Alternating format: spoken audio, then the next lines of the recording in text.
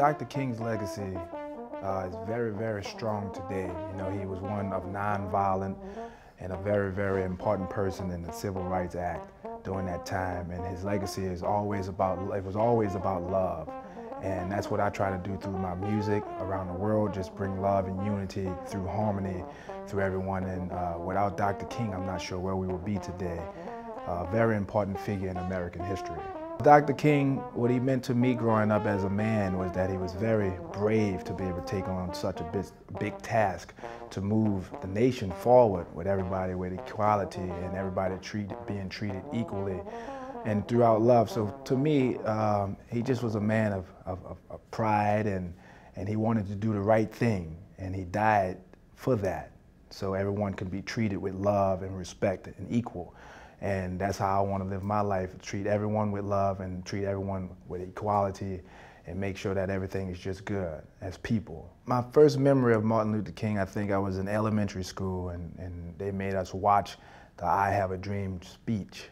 And seeing that in black and white and seeing all those people together, it was just a very, very powerful moment. Even at a young age, if I didn't understand how powerful he was and what his significance was to us at that moment, I felt the spirit hit me, and as I got older, I started to really understand what he meant to us.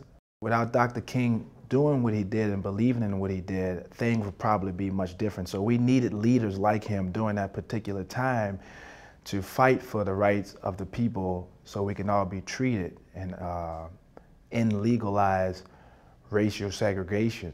You know, so we have Louis Armstrong, who played in front of segregated crowds because he come up playing in the early 1900s. And through people like him and Dr. King, I think we're able to do what we do today and be around the world and play for different audiences of all colors. And because he took that stand to do the right thing, I'm here today because of that. Dr. King inspired my music because my music has no color barriers, you know. It's just love. I don't go out preaching about love and nothing. I just play my horn, and the sounds of New Orleans bring people together around the world. And through music, that's what's happening naturally without saying. But that was his whole message. Let's get together in harmony and love, one love, and that's what music brings to people. So it's a big influence on me because I just make music. I don't say who listened to it. I don't say who like it. And when you come to my shows, it's very diverse. You can see Asians, Black, Mexicans, whatever it may be. And it's a beautiful thing to be on stage, to be able to watch that happening, everybody getting along. Even if it's for an hour and 30 minutes, you can see what Dr. King was trying to do throughout the world. I think just playing music, making noise, bringing rhythms together, that says it all. You know, it's a universal language, and people just, when you hear that beat, it doesn't matter who you are, where you're from, you're gonna come and dance. And that, I think indirectly through music, that's what happens. So no song titles or anything, because I'm not really a political person on my show. When you come to my show, it's just fun stories about maybe being in the club, dancing, or being in the French Quarters or Bourbon Street or whatever it may be. It's just really a happy time. And I don't bring the politics into my music, because everyone should be there to enjoy themselves through music. You know, take them away from whatever atmosphere they may be in or whatever's going on in their life. They can come here and let that all go. I don't think there's not one day that I don't think about music or create music. Even flying back on long flights from overseas, I got my computer, I'm making beats or tracks or whatever it may be. And I do find it very therapeutic, and people around the world, I see people dancing. Even here in New Orleans, you'll see people dancing down the street with no music. Their feet is making the music. They got all type of rhythm in the way they dance, and the way people talk to you, they'll say your name with a melody.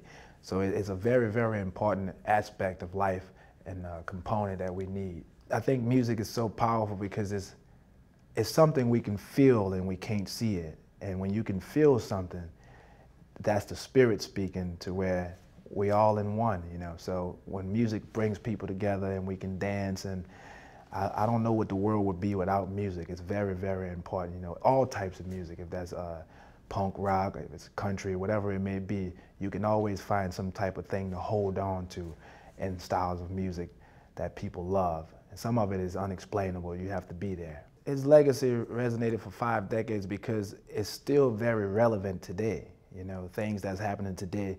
I was sitting down with my grandmother and we were watching TV, and some of the things that's happening in the world. She said, it's not as bad as it used to be, but it's the same thing.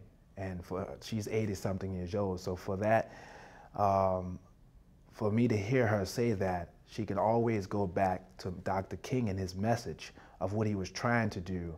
And she was able to live through that and see some of the progress, but it's still the same type of thing that's happening. So for me to sit there and see her say that, and what she went through for us to be able to be what we're today, it's a hard thing, but his message, until we're able to get together in unity and love, his message will always be the same. It will always be relevant. It'll always be to progress as human beings and come together. So his message is always there.